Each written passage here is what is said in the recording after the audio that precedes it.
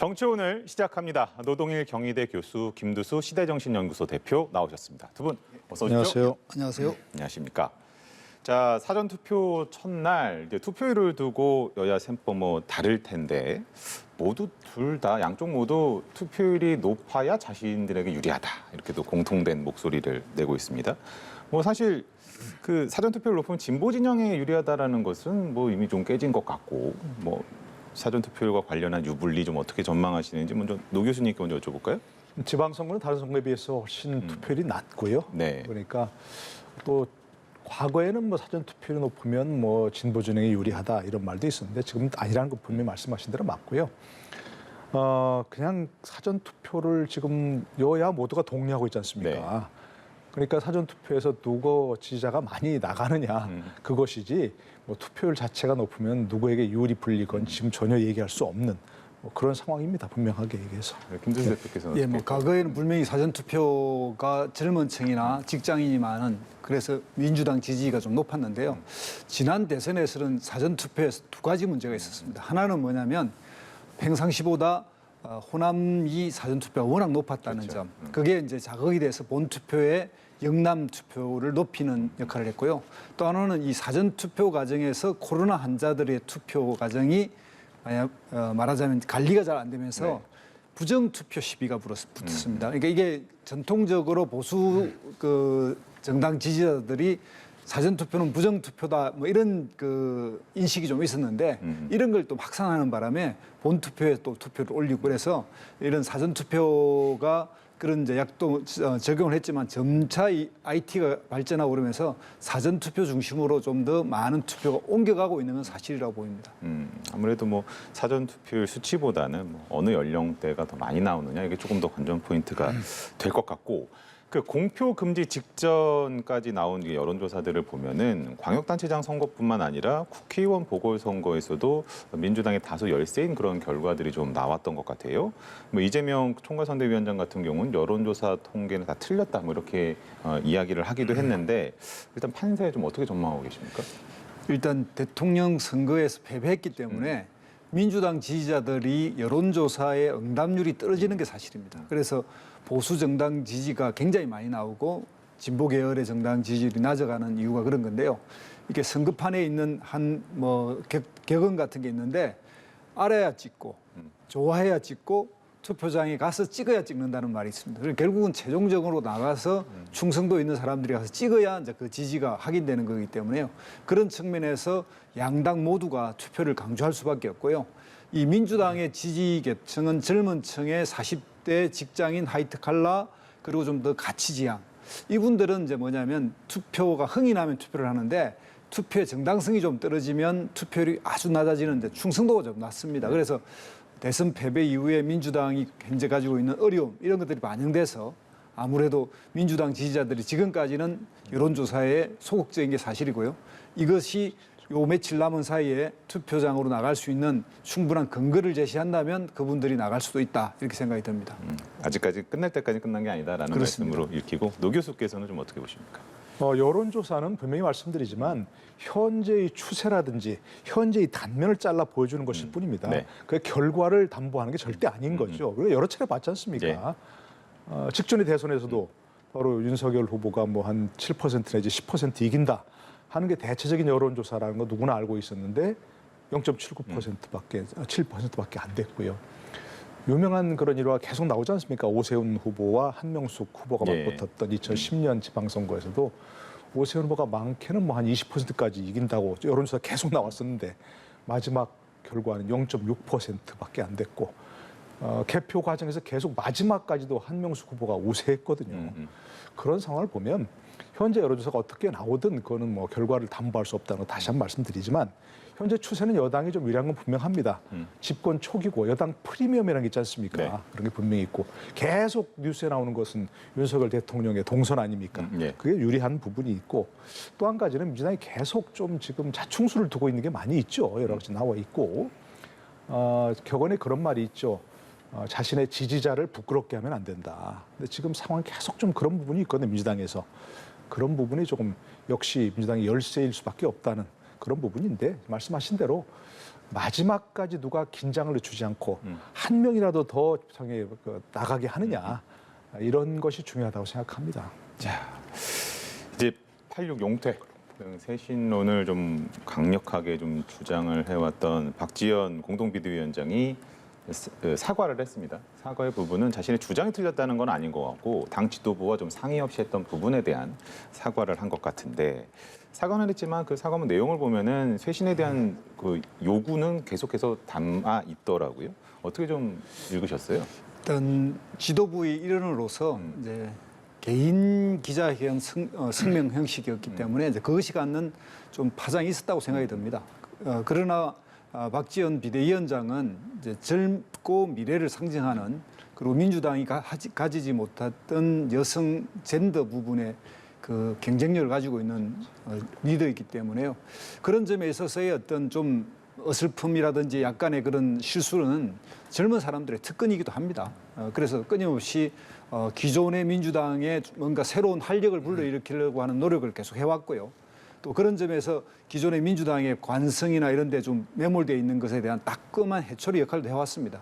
그러나 이제 이런 선거를 앞두고 지금 현재 그 곳곳에서 이렇게 경쟁을 하고 있는 일종의 총안된 전쟁을 하고 있지 않습니까? 이런 가운데 이제 그들에 맞서 싸우고 있는 장수들이 흔히 말하면 나이로 말하면 586이라고 하는 50대 사람들이 꽤 출마하고 있는데 이제 그런 것에 혹시라도 부정적 영향을 줄까 봐 박지원 위원장이 오히려 결단한 용기 있게 반성 사과하고 이번에 좀 더 지방선거 승리를 위해서 자기가 할 수 있는 일을 하겠다라고 해서 다시 사과 성명을 냈다고 생각합니다. 추가로 좀 여쭤보면 저는 이제 사과문 내용 중에 그 윤호중 위원장이 본인을 영입할 때 앞으로 우리 당은 2030 세대가 보다 더 가까이 갈 수 있는 정당으로 쇄신해 나갈 것이라고 했다. 그때로 돌아갔으면 한다. 그러니까 안 지켜지고 있다라는 뜻으로 읽히기도 하고요.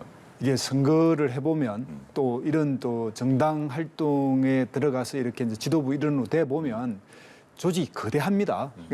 단순히 작은 조직이라면 금방금방 바뀌지만 상당히 한 나라를 끌어갔던 여당이었지 않습니까? 거대한 당이고 국회의원도 엄청 많고 그리고 이런 뭔가의 전환은 어떤 선거라든지 이런 틈이 와야 되는데 지방선거는 국회의원의 변동이 없습니다. 앞으로 이제 2년 뒤에 있을 총선거에서 그때까지 민주당 쇄신을 해가는 과정이고 거기까지 박지원 위원장이 할 수 있는 일 그러니까 새로운 이념 가치 정책 젊은 사람으로서 충분히 우리 사회에 제기할 수 있는 문제를 한 번 더 전면적으로 민주당 쇄신에 한번 해보겠다 이런 생각을 가지고 있는 거고요. 그것을 국민 앞에 좀 미리 약속하자는 게 박지원 위원장의 제안이었지만 그 미리 제안을 해가는 과정의 어떤 사과 이런 것을 충분히 하자는 것이 조금의 이 선거 과정에서 충돌한 거니까 그런 점에 있어서 박지원 위원장이 말하는 앞으로 초심으로 돌아가자 이런 거는 여전히 유효하다고 생각합니다. 누드일 교수께서는 좀 사과문 어떻게 읽으셨습니까? 첫 번째 사과 지금 두 번째 사과 있지 않습니까? 네. 저는 그걸 보면서 과거 이게 이제 민주당 지지자들 상당히 당혹스럽게 하는 그런 흐름이라고 생각합니다. 왜냐하면 첫 번째 그렇게 사과했을 때 뭐 조홍천 의원도 얘기했지만 사과할 게 많으니까 사과한다 이거 아니겠습니까? 네. 뭐 성비위 문제도 그렇고 그런데 조금 의아한 것은 그 반응이죠. 지금 선거가 내일 모레 아니겠습니까? 그런데 박지원 위원장이 얘기한 것처럼 본인이 책임지고 뭘 방을 바꾸겠다. 어떻게 하겠습니까? 그거를 지금 당장. 앞으로도 마찬가지고 상당 기간 동안. 그리고 비대위원장이라고 하는 것이 이제 선거 끝나면 있을지 없을지도 모르는 그런 상황이고 앞으로 뭐 586 용퇴를 하겠다고 하는데 본인이 어떻게 하겠습니까? 근데 선거가 내일 모레면 지도부는 쇄신해야죠. 알겠습니다. 그렇게 하겠습니다 하고 국민 앞에 다 머리 숙이고 그렇게 하면 지나가는 겁니다, 사실은. 근데 왜 거기서 왜 더 상의 없이 했느냐, 개인 플레이냐, 무슨 이렇게 하면서 비난하면 선거는 치르겠다는 건지, 치르겠다지 말다는 건지 이해할 수 없는 부분입니다. 이것도 마찬가지입니다. 이것도 지금 이렇게 하면 결국 100기를 든 거 아니겠습니까? 네. 100기를 든 거밖에 없고, 그러니까 이게 지금 선거를 치르겠다는 것인지 말겠다는 것인지 지지자들을 당혹스럽게 하는 그런 것일 뿐입니다. 사실은. 노 교수께서 보시기에는 이게 5일 뒤 남은 선거에 어떤 영향을 미칠 거라고 보세요? 부정적인 영향을 미칠 수밖에 부정적 없는 영향. 거죠. 앞에 사과도 그렇고 뒤에 사과도 그렇고 결국 상처를 치료하는 것이 아니고 한참을 일단 덧대고 보자. 그런 상황일 수밖에 없는 것이고 이래서 지금 우리 지난번 대선을 기억해 보면 지도부도 그렇고 후보도 그렇고 계속 머리 숙이고 사과하고 그러지 않습니까? 그런 거라도 보이는 것이 효과가 있든 없든 간에 그래도 뭐 반성하고 있나 보다라는 이미지는 줄 수 있는데 지금은 전혀 그렇지 않지 않습니까? 그러니까 저런 생각은 뭐냐면 결국 지금 지도부라는 분들이 대부분 다 국회의원들 아니겠습니까? 네. 이분들은 솔직히 말해서 지방선거에 그렇게 큰 관심이 없는 것 같아요. 그냥 본인들 선거가 아니니까. 이게 만약 내일 모레가 총선이었다면 절대 이렇게 안 하죠. 아까 박지원 위원장이 사과하자고 했을 때 뭐 함께 합시다 하고 다 뒤에 서서 머리 숙이고 뭐 엎드려저리라도 할 텐데 이건 지방선거니까 이렇게 큰 예를 들어서 이 지도부가 현재 지도부나 거기 있는 국회의원들이 큰 관심을 기울이는 것은 아니다. 이렇게 생각할 수밖에 없는 거죠. 그럼 어떤 영향을 미칠지 일단 민주당은 이제 반성도 하고 또 내부의 다양성을 가지고 있는 정당이라는 것도 확인되는 과정이라고 봅니다. 그러니까 이게 이제 박지원 위원장이 이거 백기투항이 아니라 이렇게 사과하고 또 그걸 받아들여서 힘을 합쳐서 갈 수 있고 또 이렇게 공천 과정에 지금 열심히 뛰고 있는 사람들이 힘을 주기 위해서 어떤 게 좋은지에 대한 고민 속에서 한 2, 3일 고민해서 또 자기 의견을 밝힌 거거든요. 그래서 이거는 일종의 옛날에 뭐 스코대제식으로 그냥 이 막 살려주십시오 이런 식의 사과가 꽤 있었는데 정치권에서 이제 그런 것만으로는 국민들 마음을 돌리기 어려우니 그런 방식이 아닌 형식으로 하자라고 하는 의견과 좀 더 내가 젊으니 내가 하는 말의 진정성은 좀 더 믿어주지 않겠느냐 이렇게 생각한 마음의 차이인데요. 그런 거에 대해서 국민들이 좀 지켜보고 민주당이 그래도 뭔가 바꾸려고 하는 노력이 있구나 이렇게 생각할 거라고 저는 봅니다. 자, 그럼 다음 주제로 넘어가서 윤석열 대통령께서 이제 법무부 인사정보관리단이죠. 인사검증 논란과 관련해서 이제 처음으로 직접 입을 열었습니다. 대통령 비서실은 비위나 정보를 캐는 건 직접 안 하는 것이 맞다. 정보를 받아 처리를 하는 거다. 그렇기 때문에 당연히 설치를 하는 게 맞다. 이렇게 말씀을 하셨더라고요.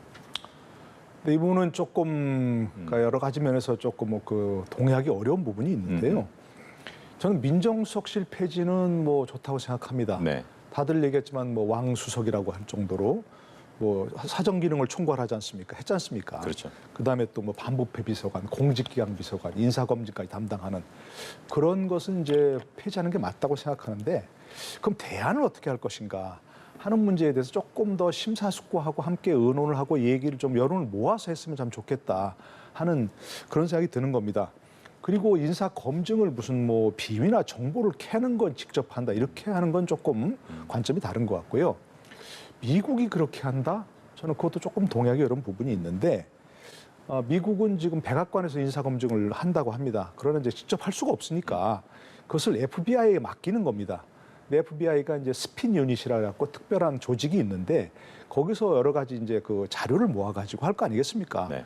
뭐 수십 년치 뭐 인사검증 뭐 여러 가지 평판조회도 한다 그러고 국세청과 함께 합동을 해서 여러 가지 자료를 수집을 해서 그거를 FBI에서는 절대 평가하지 않습니다. 검증하지 않고요. 그거를 그대로 자료를 백악관에 전달하는 겁니다. 역할을. 그리고 이제 FBI는 법무부 산하기관이긴 하지만 법무부 장관이 지휘하지 않습니다. 평소에. 그러니까 완전히 독립된 조직이죠. 그러니까 법무부가 한다. 이런 것은 조금 어폐가 있는 것이고 그러니까 최종 기능은 청와대, 우리식으로 얘기하는 백악관에서 이제 하는 것이고 그거를 일종의 FBI가 손발 역할을 하면서 자료를 수집해서 전달하는 역할을 하는 것이거든요. 근데 지금 대안으로 제시되는 법무부 산하의 인사검증관리단 뭐 이런 거인가요? 인사정보관리단 이런 걸 두는 것은 법무부 산하에 좀 상설기구로 둔다는 거 아닙니까? 그리고 일단 검증한 자료를 보관할 거 아닙니까? 그 전달하는 역할에 그치는 게 아니고 그리고 그래서 1차 검증 역할을 한다는 거 아닙니까? 그러니까 자료 수집뿐만이 아니라 1차 평가도 일단 한다는 것이고 더더구나 거기에 검사가 소속돼 있다고 하는 것은 저는 그것은 조금 정말 이건 다시 생각해야 할 부분이라고 생각합니다. 그러니까 여러 가지 여론이 있을 수 있고 민정수석실 폐지에 찬성하는 사람이라도 그 대안을 어떻게 할 것인가에 다양한 의견이 있으니까 조금 시간을 두고 여론 수렴도 하고 여러 가지 비교 검토도 하고 이렇게 해서 하면 어떻겠나 싶은데 그 대통령령을 지금 바꿔가지고 한다는 거 아닙니까? 예. 그 부분도 논란의 여지가 있는 겁니다. 그러니까 차라리 그렇게 하면 제 개인적인 생각은 인사검증단, 인사정보관리단을 원래 인사혁신처가 그 인사검증을 담당하는 거니까 인사혁신처 산하에 두고 그리고 필요하면 뭐 검찰, 경찰, 뭐 국정원, 관세청, 뭐 또 국세청 이런 데서 파견을 받거나 거기에 검증을 의뢰하거나 해서 인사 자료를 수집해서 거기서 검증하는 그런 시스템을 하면 좋지 않겠는가 싶은데 너무 서둘러서 이것도 한다 하는 그런 생각이 듭니다. 김준수 대표께서 보태실 말씀 있을까요? 예, 정말 노 교수님 생각하고 99% 일치하는데요. 네, 1%는 뭡니까? 이 부분에서 이제 말씀하지 않은 것 중에 하나가 법무부 장관과 비서실장과 그다음에 지금 인사 추천이나 뭐 공직기강이나 요 그 정보검증단 이게 전부 다 지금 검찰 출신들이 장을 맡고 있으니까 검찰로 수직 계열화하고 있다는 그 느낌만이 들고요. 만약 이 조직이 국무총리실 산하라든지 대통령 그 직속이 아니라 법무부에 있다면 또는 이게 법무부가 같은 검찰하고 이렇게 같은 조직 산하이기 때문에 어떤 문제가 있냐면 여기에서 검증 추천된 사람의 문제가 있을 때 과연 검찰이 수사할 수 있겠습니까? 자기 조직에서 추천해 올린 사람 일종의 이게 선별해 올린 사람을 다시 문제가 됐다고 그러니까 뭐랄까 동일체 같은 네. 느낌이 들어버리지 않습니까? 이해상충일지 동일체일지 모르겠지만 그런 충돌이 일어날 정도로 이게 말이 안 되는 시스템이 돼버리는 거죠. 거기다가 만약 사법부, 뭐 헌법재판관 추천 이런 것까지 다 법무부가 관장하면 상급 분립에도 충돌하지 않을까 그런 생각까지 듭니다. 그러니까 정보는 곧 힘 아니겠습니까? 네. 아까 얘기한 미국식이라고 말씀하신 게 조금 오해가 있다고 했는데 미국에서도 이제 FBI는 정보를 수집만 할 뿐 그걸 전달하는 역할을 하는 겁니다. 근데 수집한 정보를 폐기하지 않으니까 그게 FBI에 모여 있는 거죠, 그게. 그러니까 사용은 안 한다고 하지만 가지고 있는 게 힘이 되는 거예요. 그래서 여러 가지 예를 많이 이제 여러 사람이 얘기하지만 그 에드거 후버 국장이라고 FBI 국장 초대 국장이라고 하는데 무려 48년간을 재임했습니다. 그러면서 8명의 대통령을 좌지우지했고요. 해임하려고 하면 가서 당신 이런 정보 있는데 어떡할 거냐 이렇게 하니까 해임도 못하고 그러니까 법무부 FBI에서 검증할 때는 그 FBI에서 그걸 활용하라는 검증하라는 게 아니었고 자료 수집 역할만 하라 그랬는데 그 정보가 모이다 보니까 자연적으로 막강한 조직이 돼버리는 거예요. 이게 수사를 하는 조직인데 그게 아니라 인사 자료를 수집하면서 정보를 수집하니까 그 정보 자체가 힘이 돼버리는 거고 그러니까 지금은 이제 선의로 시작하지만 네. 그럴 가능성이 있으니까 처음부터 대안을 잘 마련해야 한다. 그러려면 많은 사람이 여론을 수렴하고 여러 가지 전문가들의 의견을 좀 들어가면서 처음부터 문제가 없도록 해야지 우리는 선의로 하기 때문에 이렇게 한다는 것은 사실은 그렇게 하는 것이 결국 나중에 가서 문제가 생기더라는 걸 많이 우리 역사에서 봤지 않습니까? 조금 이걸 여론을 많이 수렴하고 국회 의견도 듣고 하면서 했으면 참 좋겠다 생각합니다. 두 분 말씀 들어보면 이제 민정수석실이 없어지면서 기능을 뭐 효율적으로 재조정하는 것이 아니라 그 과정에서 이제 권력이 너무 집중된다라는 좀 지적을 해주신 것 같고 마지막 주제로 좀 해보겠습니다. 그 대통령실이 서해 공무원 피살 사건과 관련한 정보 공개를 검토하고 있다고 밝혔습니다. 사실 문재인 정부 국가안보실이 법원의 정보 공개 판결에 불복해서 제기를 했던 항소도 취하를 좀 검토한다고 하고 전 정부, 현 정부 간의 법리 다툼이 좀 벌어지는 건데 파장이 좀 있지 않을까 싶어요. 그래서 저는 문재인 정부에서 이 부분을 공개하지 않은 것이 문제가 있다고 생각합니다. 왜냐하면 1심 판결에서 공개하라고 했거든요. 그에 대해서 정보를 단 국가 기밀에 관련된 것만 빼고 하라고 했는데 그것도 하지 않고 그냥 항소해버리고 그리고 이제 항소심 진행 중에 지금 문재인 대통령 임기가 끝나니까 그걸 뭐 대통령 기록물로 해버리고 그래서 지금 공개하기 어려운 상황이 돼버렸거든요. 네. 그래서 이제 법리적으로 검토했을 때 이게 항소를 취하하고 현지 대통령실에서 과거 지금 대통령 기록물로 지정된 것을 어디까지 어떤 방법으로 공개할 수 있느냐 하는 게 상당히 좀 논란이 될 수 있어요. 그러나 문제는 사실 지난번에서 사실 그 유족들이 굉장히 그 정보를 알고 싶어한 거 아니겠습니까? 네. 어떤 일이 벌어졌는지 월북했다 이렇게 얘기하니까 그 가족들은 다 월북자의 가족이 돼버린 거 아닙니까? 그러니까 이걸 저는 국가 기밀이 아니라 검토해서 그런 부분을 좀 해소했어야 되는데 잘못했다고 보여지고요. 이걸 또 그냥 무조건 공개할 것이 아니라 법리적으로 잘 검토해서 법률에 위반되지 않게 하는 그런 것도 필요하다고 생각합니다. 김재수 대표께서는. 예. 이게 모든 정보는 사실 공개가 원칙이고 국민들이 당연히 알 권리에 해당된다고 생각하는데 이 문제만큼은 국가 안보하고 연결되어 있는 거고요. 아마 이 공개의 90% 이상이 민감한 정보일 겁니다. 그러니까 어떻게 감청이 됐고 그렇죠. 그 사실이 이제 월북인지 아닌지에 대한 그 북한 내의 보고 사항 이런 것들이 다 감청된 것을 가지고서 북한 쪽에서 이것을 어떻게 보고했는지 이런 걸 이제 캐치를 해서 한 이야기인데 그래서 그 부분에 대해서는 뭐 공개하기 싫어서 이게 다시 항소한 게 아니라 그런 국가 민감 정보라는 요소도 있기 때문에 그 점을 충분히 헤아려야지 전 정권과의 어떤 차별화라든지 저기도 뭐 유족들이 이야기하는 유족의 뭐 한을 푼다고 하지만 국가 안보 자산을 그렇게 쉽게 공개할 수는 또 없는 문제이기 때문에 그런 점에서 좀 지혜가 필요한 것 같습니다. 알겠습니다. 감청 자산을 뭐 그대로 뭐 노출시킬 수는 없는 일일 테니까 그거는 뭐 윤석열 정부에도 마찬가지일 거고 네. 내부적으로 잘 검토를 해서 말씀하신 대로 법리적으로 문제가 없는 선에서 현명한 해법을 찾기를 기대를 하면서 오늘 이 시간 여기서 마무리를 하겠습니다. 두 분 수고하셨습니다.